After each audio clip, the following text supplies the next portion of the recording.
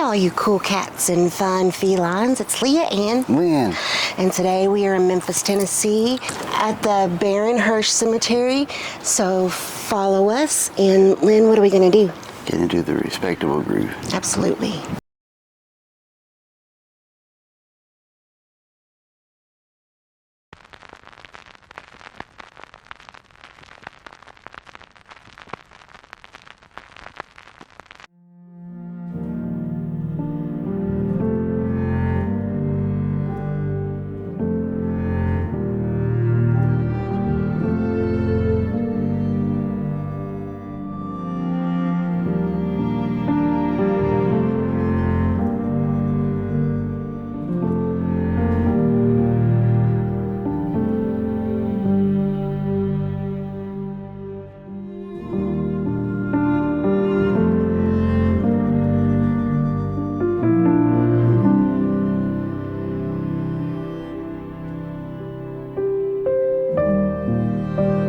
I wouldn't trade those years or the relationship that I had, not just with Elvis, but with all the guys, for anything in the world. Today we are here to honor Marty Lacker, member of the Memphis Mafia, Elvis's best man. Yeah, he was the best man at Elvis and Priscilla's wedding. But before that, Marty Lacker, he was born in the South Bronx and grew up there until he was 15, and him and his family moved to Memphis. In 1953, he was transferred to Humes High School, where he first noticed Elvis because Elvis dressed like all the guys in the Bronx. New York. He said Elvis dressed like his dad did, like his father dressed, because he came from the Bronx, and they all dressed a little bit, I guess, Flashier. Flamboyant. Yeah, flashy. Also, Marty had kind of a long ducktail haircut like Elvis, and everybody else at Humes had like a crew cut. They didn't become friends then, but that's just when he first noticed him.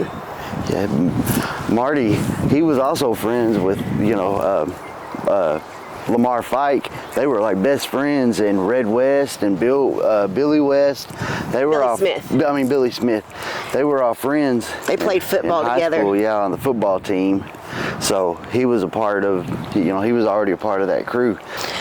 Before he started hanging out with Elvis, he joined the Army and was actually stationed in Germany, not at the same time as Elvis, but it just was a coincidence. And but Marty, he worked he was a training to be a manager at Memphis department store, and they hired Elvis to come and play on a flatbed truck behind the store. And that's when Marty really took notice of Elvis. Like, he had noticed him at school before, but after he saw him perform, he was like, wow, this guy's really, really got something. But can you imagine seeing Elvis playing on a flatbed truck behind a building? I mean, that's crazy, but that's when he really took notice of him in '56. And at that point, Marty enrolled in radio broadcasting at a school in Memphis.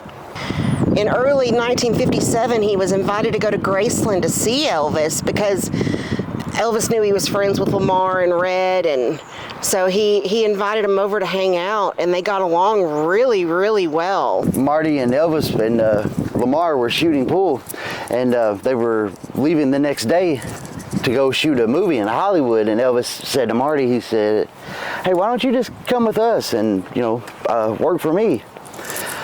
Marty looked at Elvis and he said, you're going to Hollywood tomorrow to shoot a movie. That may take a little while. And Elvis was like, yeah. Marty said, I'll think about it. Well, Elvis stormed off because, people didn't tell Elvis no because he was Elvis Presley. Well, Lamar looked at Marty after Elvis left the room and said, you messed up. So you did the wrong thing. You did the wrong thing. So Elvis came back in. He said, hey, if you want to work with me, you will be here tomorrow at 2 p.m. The bus is leaving. With your bags. With your bags packed.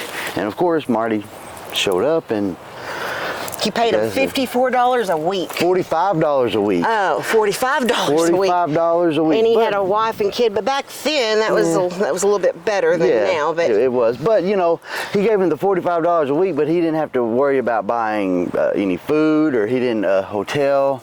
You know, he didn't have to worry about booking where he was staying. So in '66, Elvis asked Marty to be his best man at his wedding. George and Marty were basically Elvis's best men at his wedding to Priscilla. They tried real hard until they got married. Once she had a ring on her finger is when she tried to separate Elvis from us. With the exception it's a hard thing to come into because you got so many around. I mean, that's not easy. Well, I understand that, and I said, Yeah. you know, but that was between her and Elvis, not us. That's a good point. Because the fact of the matter is, we would have loved to spend more time with our families.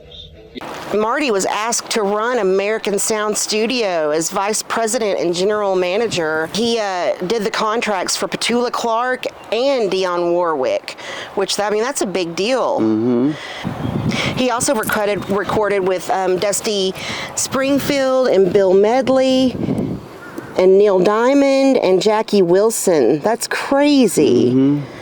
It's nuts how Elvis really opened the door for all these men. I mean, they obviously were talented or they wouldn't have these jobs. Yeah, in November 2010, Marty Lecker received his Beale Street music note.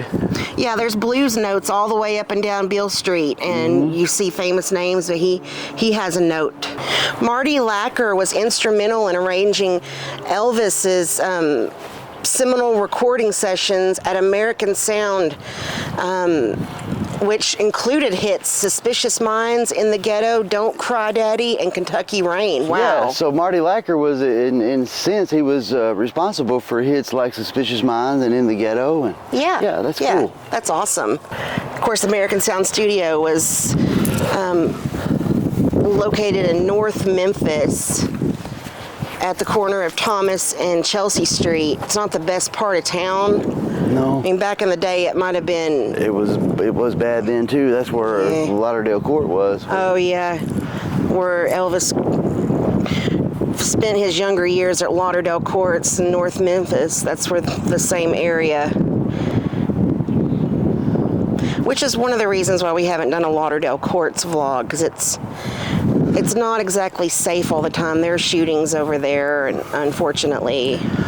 Well, it's kind of like everywhere in Memphis, but as long as you're smart about what you're doing, you know, the biggest thing that I could suggest for newcomers coming to Memphis that are afraid of the headlines and everything that you hear, as long as you always act like you know where you're going, everything will be okay. Just don't walk around like you're looking for something. That's putting a red sign on your back saying, "Pick me, pick me."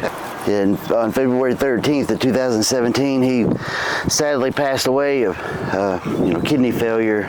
He was preceded in death by his parents, Henry and Rose Lecker, and his sister, Anne Louise Lecker, also passed away. So I saw some other Leckers up this way, but he's the only Lecker in this row.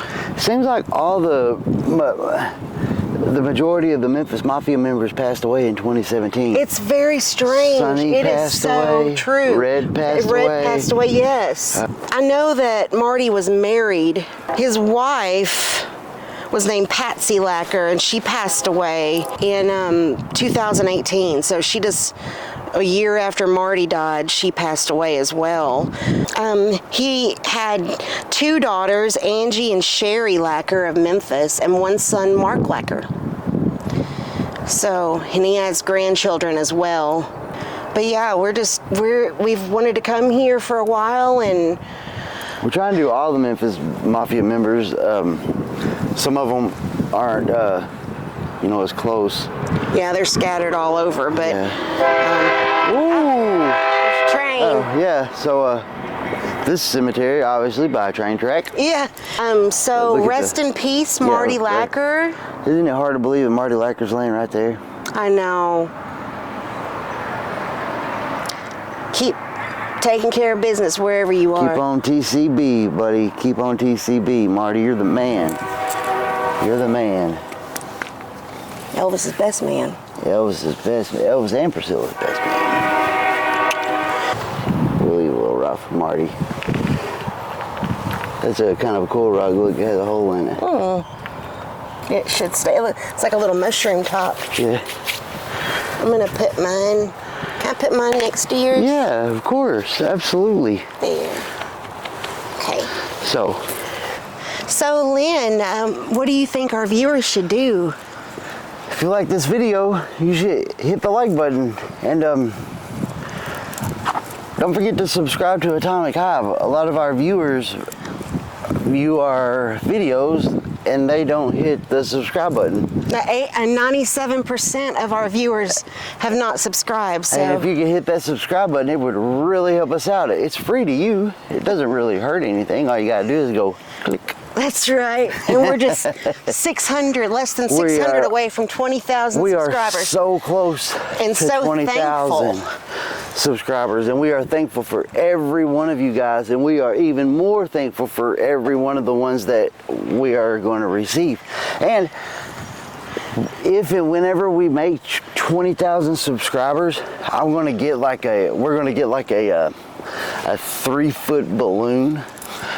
I'm gonna fill it up with confetti. We're gonna pop it.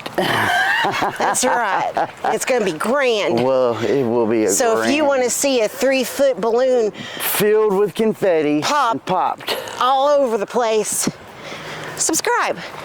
Yeah. But until then, Stay groovy. thank you very much.